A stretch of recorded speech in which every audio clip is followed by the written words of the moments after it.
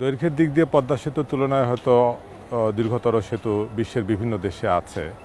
তবে বেশ কিছু কারিগরি বিবেচনায় পদ্মা সেতু বিশ্বের অন্য যে কোনো সেতু থেকে আলাদা। প্রথমত, এটাতে বিশ্বের গভীরতম পাইল ফাউন্ডেশন ব্যবহার করা হয়েছে। এই পাইল ফাউন্ডেশনের ডেপথ হচ্ছে 124 মিটার। এত গভীর পাইল পৃথিবীতে আর কোনো স্থাপনায় ব্যবহার করা হয়নি। এটা হচ্ছে এক। দ্বিতীয় হচ্ছে, এটাতে ভূমিকম্প প্রতিরোধী ব্যবস্থা হিসাবে পেন্ডুলাম বিয়ারিং ব্যবহার করা হয়েছে। এই পেন্ডুলাম বিয়ারিং দিয়ে আমার উপরের সুপারস্ট্রাকচারটা খুঁটির উপরে বসানো আছে। এই পেন্ডুলাম বিয়ারিং থাকার কারণে ব্রিজটা ভূমিকম্পের ঝাঁকুনি থেকে খুব সহজেই রক্ষা পাবে। আর 3 নম্বর হচ্ছে, এই সেতুর জন্য যে নদী শাসন ব্যবস্থা, এটা বিশ্বের সম্ভবত বৃহত্তম নদী শাসন ব্যবস্থা। প্রায় 14 কিলোমিটার লম্বা, জাজিরা প্রান্তে 14 কিলোমিটার লম্বা নদীর পাড় ঘেঁষে এই নদী শাসন ব্যবস্থা করা হয়েছে। এই ব্যাপারেও এটা একটা অন্যতম নজির স্থাপন করেছে। কাজেই সব কিছু বিবেচনায় বলা যায়, পদ্মা নদীতে সেতু করার বা যে কোনো স্থাপনা করার চ্যালেঞ্জ বিবেচনায় এই সমস্ত কারিগরি দিক থেকে এই সেতুটা সত্যিই অনন্য। পদ্মা নদীতে সেতু তৈরি করাটা আসলে একটা চ্যালেঞ্জিং কাজ, কারণ পদ্মা একটা গতি পরিবর্তনশীল নদী।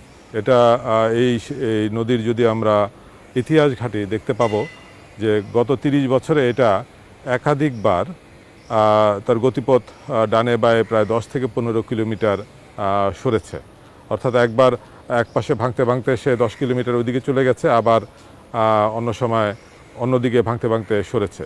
তো এই জিনিসটা এই নদীতে প্রতিনিয়তই হচ্ছে। তো এরকম একটা গতি পরিবর্তনশীল নদীর উপরে যখন আমি কোনো একটা জায়গায় একটা সেতু তৈরি করব, ওই জায়গাটাকে স্টেবল হতে হবে। অর্থাৎ ওই জায়গাটাতে সেতুর স্থানে আমাকে নদীর গতিপথ পরিবর্তন করা চলবে না, বা আমরা চাইবো যে নদীটা যাতে এখানে গতিপথ পরিবর্তন না করে। তো সেই কাজটা করার জন্যই আমাদেরকে নদী শাসনের ব্যবস্থা করতে হয়েছে। ওইখানে গভীর পাইল দিতে হয়েছে, কারণ যখনই আমি নদীকে ফোর্স করব একটা নির্দিষ্ট জায়গা দিয়ে পানি প্রবাহ করার জন্য, সেখানে পানি প্রবাহের গতি বেড়েও যেতে পারে এবং বেড়ে গিয়ে নদীর তলদেশের মাটি ক্ষয় হয়ে আমার পিলারগুলো আনসাপোর্টেড বা ওগুলোর ভারসাম্য নষ্ট হয়ে যেতে পারে। তা সেটাও যাতে না ঘটে, সেজন্য ওই গভীর পাইল দিতে হয়েছে। তো সার্বিক বিবেচনায় এই কাজগুলো অনেক চ্যালেঞ্জিং, কারণ এরকম নদী বিশ্বে খুব একটা বেশি নেই।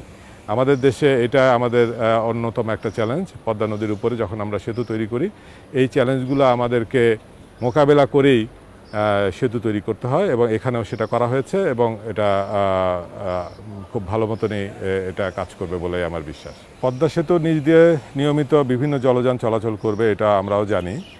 তো এখন এই জলযানগুলো যাতে নিয়ন্ত্রিতভাবে চলাচল করে, সে ব্যাপারে আমাদের সজাগ দৃষ্টি রাখতে হবে, এবং এই সংক্রান্ত যে BIWTA এবং সেতু কর্তৃপক্ষ, এদেরকে যৌথভাবে যথাযথ ব্যবস্থা নিতে হবে। যেমন ফিটনেসবিহীন কোনো জলযান যাতে চলাচল না করে, কারণ বর্ষাকালে স্রোতের পরিমাণ বেশি হয়ে গেলে দেখা যাবে যে এই ফিটনেসবিহীন জলযানগুলো নিয়ন্ত্রণ হারিয়ে হয়তো সেতুর পিলারের সাথে ধাক্কা লাগছে।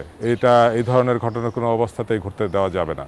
দ্বিতীয় হচ্ছে যে জলযানের উচ্চতা সেতুর আমাদের যে স্ট্যান্ডার্ড লিমিট আছে, বাংলাদেশের যে স্ট্যান্ডার্ড লিমিট আছে, সেই লিমিটের মধ্যে রাখতে হবে। অর্থাৎ সেটা হচ্ছে 18.3 মিটার।